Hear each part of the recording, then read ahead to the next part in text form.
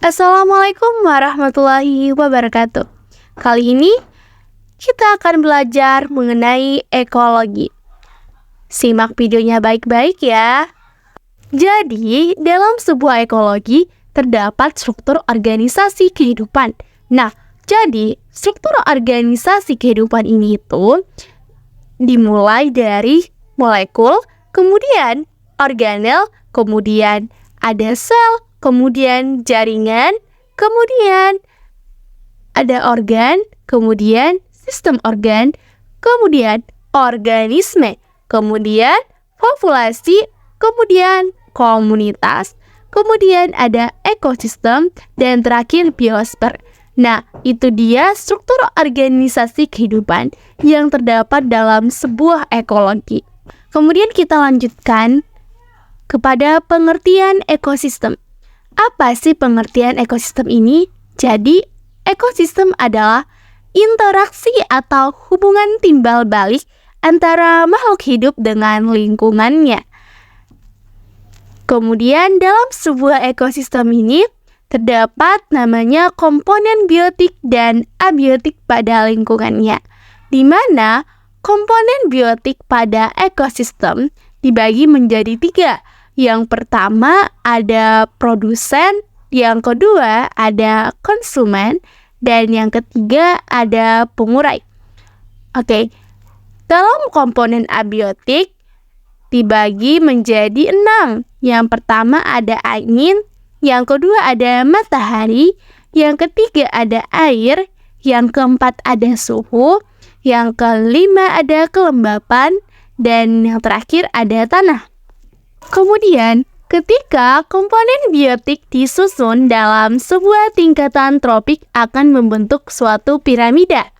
Nah, di mana piramidanya yang paling bawah ataupun pada tropik 1 ya, adalah yang paling banyak jumlahnya di muka bumi. Nah, apa itu? Ya, produsen tentunya. Kemudian di atasnya berkurang sedikit lagi jumlahnya, yaitu pada tropik 2, yaitu konsumen 1, di mana hewan golongan herbivora. Itu adalah hewan yang mengonsumsi tumbuhan ya. Kemudian naik lagi di atasnya berkurang lagi jumlahnya, yaitu konsumen 2 pada tropik ketiga, yaitu yang memakan herbivora, yakni hewan karnivora. Kemudian di atasnya lagi ada konsumen 3 ya, yaitu yang paling sedikit jumlahnya dan terdapat di paling puncak yang merupakan tropik keempat. Nah, di mana hewan tersebut adalah hewan yang memakan konsumen 2. Kemudian struktur tropik yang tadi di dalam sebuah ekosistem ini dapat ditunjukkan dalam bentuk piramida ekologi. Nah, terdapat 3 jenis piramida ya dalam ekologi. Yang pertama yaitu piramida jumlah. Piramida jumlah adalah piramida yang mengacu pada jumlah hewannya. Nah, di mana hewan yang menempati tingkatan tropik yang rendah memiliki jumlah yang lebih banyak daripada tingkatan di atasnya. Jadi ya dapat disimpulkan ketika dia makin ke atas tentu jumlahnya akan makin sedikit.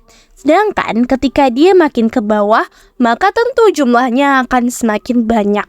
Nah, itu dia yang dinamakan piramida jumlah, yaitu piramida yang mengacu pada jumlah hewannya. Lanjut, yang nomor 2 ada piramida biomasa atau berat kering. Nah, piramida biomasa ini adalah terkait berat kering organisme ya. Pada umumnya, piramida ini akan mengecil ke arah puncak, tapi bisa juga berbalik seperti pada ekosistem perairan. Nah, dalam piramida biomasa ini terdapat 2 jenis ya. Yang pertama ada piramida perairan dan yang kedua ada piramida daratan. Dapat dilihat jelas di sini, pada piramida perairan itu piramidanya itu terbalik, sedangkan piramida daratan itu piramidanya itu normal ya. Alasannya itu kenapa piramida perairan itu terbalik dikarenakan jumlah produsen pada perairan itu lebih sedikit daripada konsumennya. Jadi lebih banyak konsumen di sana daripada jumlah produsennya. Makanya piramida itu terbalik. Sedangkan kalau di daratan itu ya sudah tentu jelas ya, dalam daratan itu jumlah produsen itu pasti lebih banyak daripada konsumennya. Makanya dia tuh normal gitu. Bisa dipahami ya teman-teman. Lanjut, nomor ketiga yaitu ada piramida energi. Piramida energi adalah piramida yang menggambarkan perpindahan energi dari tingkat tropik yang satu ke tingkat tropik berikutnya. Jadi nanti yang di paling puncak nanti akan mendapatkan energi paling sedikit karena terjadi perpindahan energi. Nah, contohnya ini produsen. Nah, dalam produsen ini tuh kan seperti kayak tumbuhan lah, padi, gandum tersebut. Contohnya dia memiliki energi 1 juta joule. Kemudian dimakan si herbivora nih, si tumbuhan ataupun si produsen ini. Kenapa sih dia nggak menghasilkan 1 juta joule juga? Kenapa dia mau mendapatkan 100.000 joule? Ya dikarenakan energinya itu digunakan 10% itu untuk bergerak, mencari makan, kawin, dan lain sebagainya. Makanya energinya itu cuman 100.000 joule, nggak 1 juta gitu. Begitu juga yang di atasnya. Karena makin ke atas situ, maka energinya itu akan semakin berkurangnya ataupun semakin sedikit ya. Lanjut, di sini ada peran atau nisia, organisme dalam lingkungan. Nah, apa aja sih peran organisme dalam lingkungan ini? Yang pertama itu ada produsen. Nah, produsen ini adalah peran itu adalah sebagai organisme autotrop, yaitu yang mampu mengubah energi cahaya matahari menjadi energi kimia. Yang kedua ada konsumen, yang punya peran yaitu adalah organisme heterotrop ya.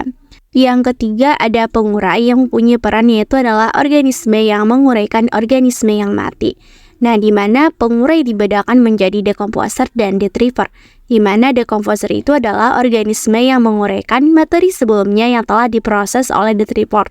Misalnya itu adalah bakteri dan jamur ya.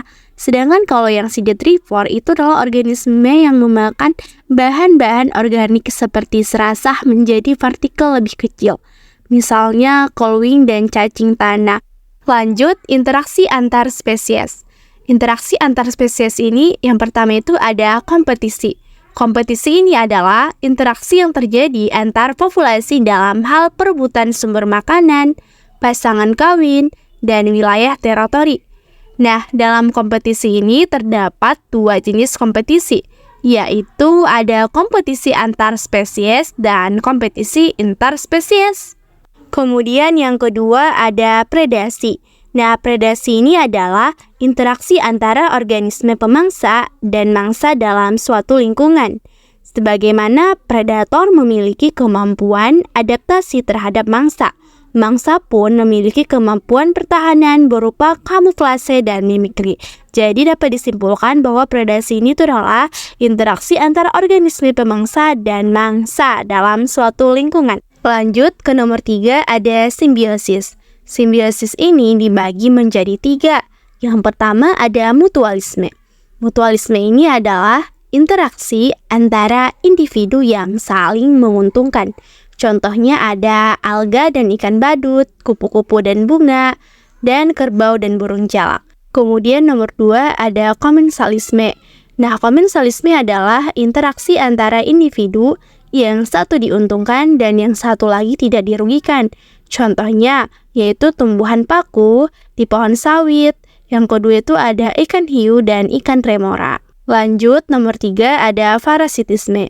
Nah, parasitisme ini adalah interaksi antara individu yang satu diuntungkan dan yang satu dirugikan. Contohnya itu adalah benalu dan inang.